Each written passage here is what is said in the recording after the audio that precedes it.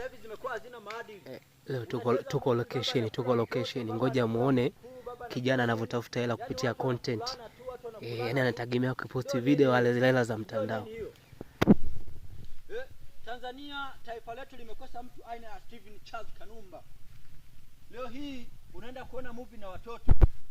Ni washauri wanaume wenzangu, pigeni marufuku hizo movie kuoneshwa kwenye manyumba yenu. Pigeni marufuku. Hayo movie yanafundisha wanawake kuchepuka, kuchiti. Nawaambia hii itawasaidia. Hii ni point na wapeni. Bongo movie sasa hivi inafundisha umalaya, ushenzi mtupu ndio unafundishwa kwenye movie za bongo movie sasa hivi. Wanawake wanaenda kujifunza umalaya mle kuchepuka. Wewe unaona wapi movie mtu anacheza movie leo, baby, leo nipelekee moto, acheni ufala. Acheni ufala bongo movie.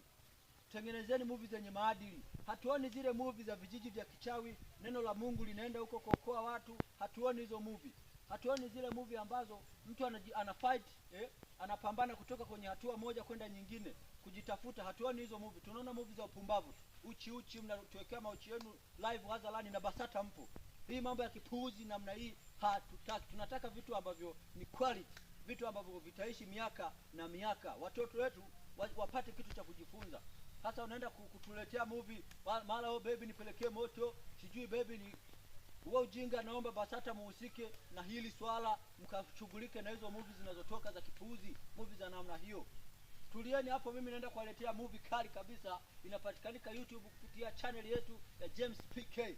Movie ambayo utakaa na watoto wako utaona, utakaa na wageni wako utaona, utakaa na familia utaona. Sio movie ambazo ukikaa na baba mkwe wanawake wamevaa uchi, nguo za ndani ziko live, matako yako nje, bado baba mkwe anasikia kabisa, baby leo nipelekee moto. Ndio nini? Sisi tunakuja na movie mpya kwenye channel yetu ya James PK YouTube. Kwa tunaomba muende mkaisupport movie hiyo. Tunaenda tunafundisha Tanzania. Asanteni sana. Wadau, pesa ni ngumu.